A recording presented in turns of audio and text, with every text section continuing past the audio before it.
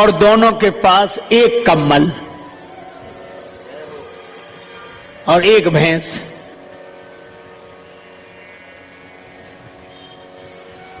बंटवारा हुआ तो छोटा भाई बोला, भैया आप जैसा बंटवारा करो वैसे ही ठीक है, ये बंद कर दो थोड़ी देर। तो बंटवारा मालूम क्या हुआ? बड़ा भाई बोला कि देखो ऐसा है, ये कम्बल दिन भर तुम्हारे पास, रात को हमें दे दिया करो। क्या निर्णय किया? दिन भर तुम्हारे पास, रात को हमें। और ये जो भैंस है इसमें भी बंटवारा कर लो, आगे का हिस्सा तुम्हारा, पीछे का हमारा। अब बोलो कैसा निर्णय किया, निपटारा किया, बंटवारा। सो बेचारा एक भाई दिन भर तो कंबल रखे रहे अपने पास, दिन में जरूरत नहीं ओढ़ने की, और जैसे ही शाम होने लगे सो वो कहे हमारा कंबल हमें दे दो। सो रात भर कंबल ओढ़ के आराम से सोए, और सवेरा भैया ले जाओ अपना कंबल, दिन भर तुम रखो। और भैंस का आगे का हिस्सा छोटे भाई को दे दिया, सो बेचारा खिलाए पिलाए वो, और पीछे का हिस्सा उसका सो दूध वो दुहे। बेचारा परेशान हो गया कि भाई तो प्राण लिए है, ऐसा निर्णय किया, ऐसा बंटवारा किया। एक महात्मा थे, बोले तुम घबराओ मत। महात्मा ने उनके कान में एक मंत्र गुनगुना दिया, बोले इसी का प्रयोग करना। ठीक है। तो उसको जैसी कंबल दिन को मिला तो उसने क्या किया, कंबल को जैसे ही मिला सो पानी की बड़ी नाद थी उसी में डुबो दिया और दिन भर भिगाए रखा। शाम आई, बोला हमारा कंबल, बोली है ले जा। बोले ये क्या कर दिया? बोले हम अपने समय में कुछ भी करें, दिन तो हमें मिला ही है। बेचारा रात भर कंबल नहीं ओढ़ पाया, और सवेरे वो दूध दोहने बैठा, और वो छोटे भाई ने क्या किया, लिया डंडा। सो आगे डंडा दिखाया भैंस को। सो भैंस सीधी खड़ी, ना इधर करे उधर करे उधर करे। तो वो कहे ये क्या कर रहे हो? बोले आप तो अपने हिस्से में करो जो करना है, हम अपने हिस्से में कर रहे हैं।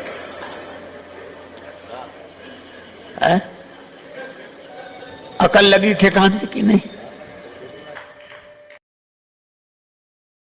एक बार एक महात्मा जी ने अपने 3 चेलों को उपदेश दिया कि बेटा कुछ परोपकार का काम किया करो। तीनों बोले जरूर करेंगे गुरुजी।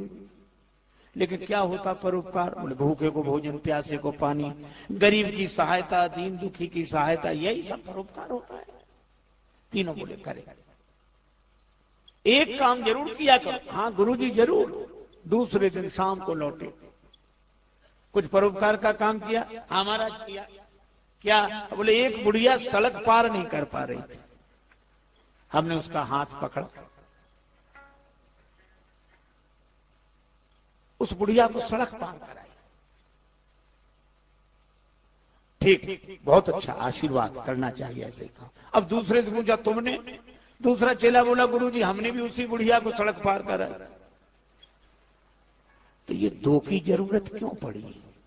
शायद सामान रहा होगा। लेकिन आश्चर्य तो तब हुआ जब तीसरे चेले से पूछा तुमने? तीसरा चेला बोला गुरुजी हमने भी उसी बुढ़िया को सड़क पार कराई।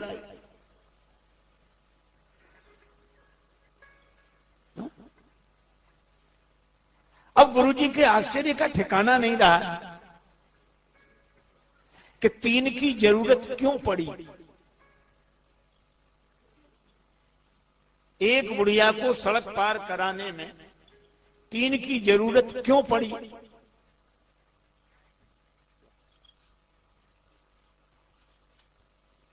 तीन की जरूरत क्यों पड़ी?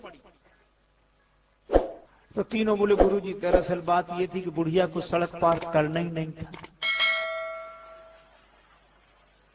तो तुमने सड़क पार क्यों कराई? बोले हमें परोपकार करना था। तो हमने बुढ़िया से कहा चल तुझे सड़क पार कराएं। वो बोली हमें नहीं जाना। बोले तुझे नहीं जाना पर हमें तो परोपकार करना है। तो उसने जिद की तो दोनों हाथ पकड़ लिए और खींच कर ले जाए तो वो गालियां देने लगी। तो तीसरे ने हाथ पकड़ा, तीनों ने मिलकर परोपकार कर दिया। गुरुजी बोले मूर्खो, वो गाली देती रही तो भी तुम्हें समझ में नहीं आया? बोले गुरुजी आप ही तो कहते थे कि अच्छे काम में गाली भी मिले तो परवाह नहीं करना चाहिए, कर देना चाहिए। अब बोलो, ये परोपकार है, ये परिहित है। बहुत बार तुम धर्म के नाम पर धर्म करते रहते, और धर्म के नाम पर हम जो धर्म करते हैं उसका धर्म से कोई संबंध नहीं होता और हम अपने को धर्मात्मा मानते रहते हैं। पीने का आप देखो, जानवरों तक के नियम हैं, वे अपने धर्म से विचलित नहीं होते। पशु कभी धर्म से विचलित नहीं होता, इसलिए तो उनके लिए कोई प्रवचन नहीं होता है ना, उन्हें सिखाना पड़ता। अच्छा आप देखो, गाय चाहे जितने दिन की भूखी हो, 5 दिन से कुछ खाने को न मिला हो, पर गाय के सामने मांस रख दो कभी नहीं खाएगी, कभी नहीं खाएगी। और शेर चाहे 7 दिन का भूखा हो, हरी हरी घास रख दो,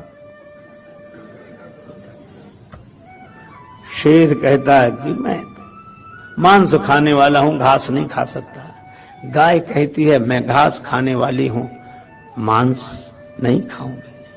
और भगवान ने उनके दांत भी उस तरह के बनाए हैं। शेर के दांत उस तरह के मांसाहारी जैसे दांत, और गौ माता के दांत जैसे घास।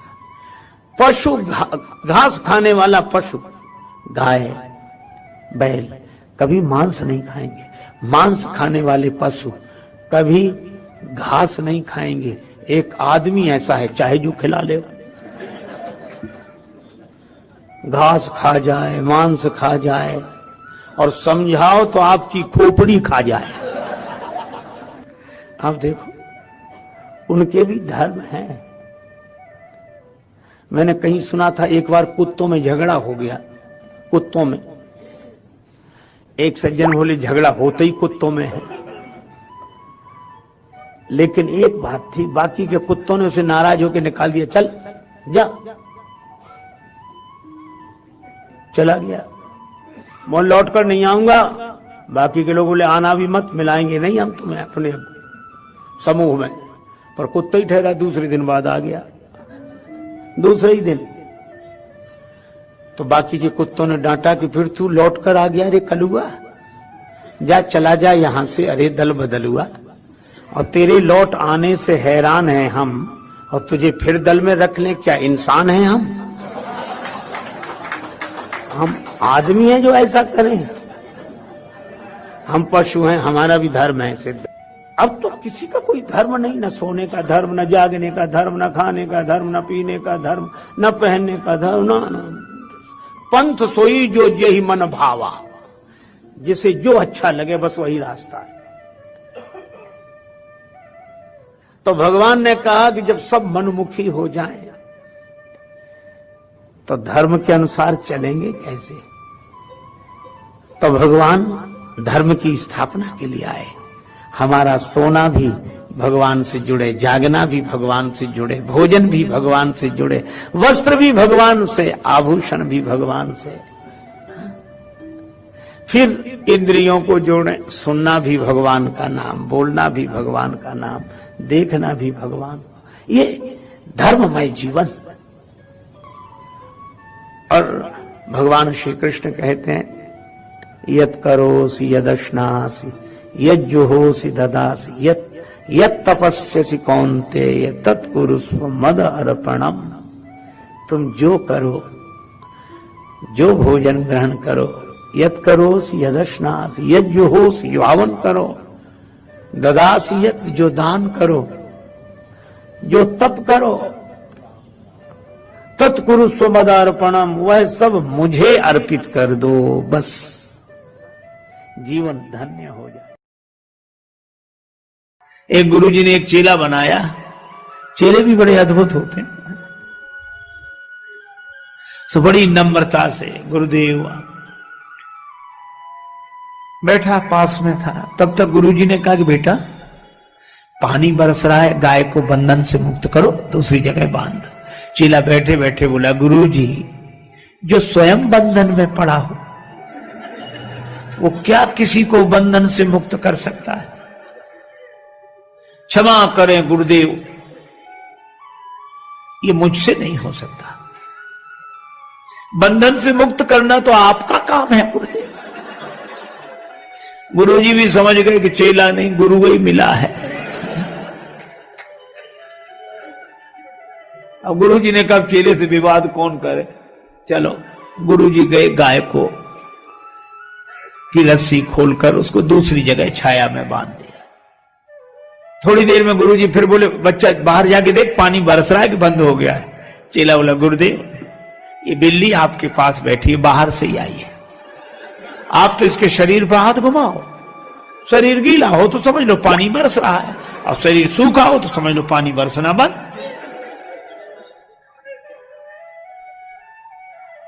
गुरुजी फिर भी चुप रहे। अब रात को गुरुदेव को नींद ना आए, वो दिया जल रहा था। बोले, बेटा ये दिया बुझा दे। चेला बोला, गुरुदेव अब रजाई में घुस गए, अब कौन निकले बाहर। आप तो एक काम करो, क्या रामायण की बात याद करो, मुंह दिए नयन कतों को नहीं। आप तो आंख बंद कर लो, दिया को बुझा ही समझो।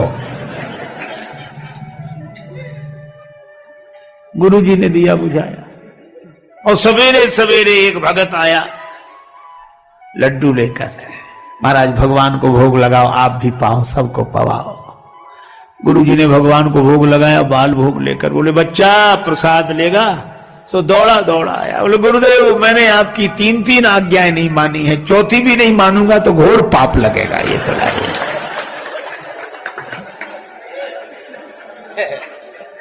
ये हाल। सुनो भैया, एक गुरुजी गए एक गांव में, तो एक नया नया चेला बना। हमको भी चेला बनाओ। गुरुजी बोले, बन जाओ। और बनने के बाद बोला कि आप गुरु, हम चेला, आप कुछ सुनाओ। गुरुजी ने कहा कि राम राम किया करो। बोले, ये तो साधारण बात है, ऊंचा। गुरुजी ने मन ही मन सोचा कि चेला नहीं, गुरु ही मिला है। कई चेले सचमुच गुरु होते हैं, ऊंचा। गुरुजी ने कहा तो रामचरितमानस पढ़ा करो। अरे रामायण सब जान लिए, ऊंचा। तो गुरुजी ने कहा गीता? बोले, हाँ ये कुछ ठीक है, कुछ। तो गुरुजी बोले, आज गीता का महत्व सुनाऊंगा, गीता कल। और महात्मा उन्होंने श्लोक सुनाया, सर्वोपनिषदो गावो दोग्धा गोपाल नंदना। ये सभी उपनिषद जो है सो गाय हैं और दोहने वाले भगवान श्री कृष्ण हैं। 1 घंटे तक व्याख्यान दिया। चेला बीच बीच में कह, महाराज वाह वाह वाह वाह वाह, क्या बात कही है, वाह वाह। गुरु जी का और उत्साह बड़ा, कितने ध्यान से सुन रहा है, इतनी प्रशंसा कर। गुरु जी और सुनाते गए। 1 घंटे बाद बोले कि बेटा कुछ समझ में ना आया हो तो पूछ लो। सो बोला कि हमें समझ में ना, हमें आप कम समझाते हो, हम ज्यादा समझते हैं। गुरु जी ने मन ही मन कहा कि हम ही नहीं समझ पाए पहले तुम्हें, लेकिन चलो गुरुजी हैं, गुरुजी की इज्जत ही बचा ले, पूछ ले कुछ। तो बोला, और तो एक एक अक्षर समझ में आया, केवल एक बात समझ में नहीं आई। कौन सी? आप कहते थे 2 गधा गोपाल नंदना, तो ये 2 गधा कौन थे? क्या समझ है? सो गुरुजी ने माथा। 2 लड़के, एक का नाम रामू एक का नाम श्यामू, दोनों को मिठाई खाने की आदत।